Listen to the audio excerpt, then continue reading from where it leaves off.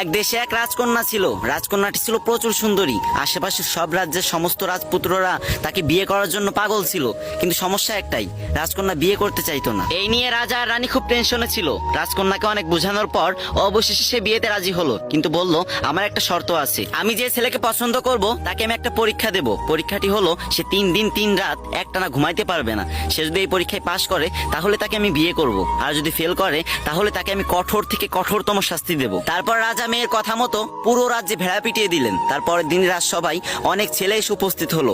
তার ভিতরে রাজকন্যা একটা ছেলেকে পছন্দ করলো। এবার ছেলেটার পরীক্ষা দেওয়ার পালা। রাজকন্যা যে রুমে ঘুমাতেন সেই রুমের দরজার সামনে ছেলেটিকে দাঁড় করিয়ে রাখলেন এবং রাজকন্যার দাসীকে বললেন, তুমি এর দিকে খেয়াল রাখবা, এ যেন সারা রাতে একটুও না ঘুমায়। ছেলেটি প্রথম রাতে একটুও ঘুমায়নি, কিন্তু দ্বিতীয় রাত যখন আসলো তার শরীর এতটাই ক্লান্ত ছিল যে সে দরজার পাশে ঘুমিয়ে পড়তে বাধ্য হলো। তারপর রাজকন্যা ঘুম থেকে উঠে সেই ছেলেকে কঠোর শাস্তি দিল, আর এই খবর পুরো রাজ্যে ছড়িয়ে পড়লো। কিন্তু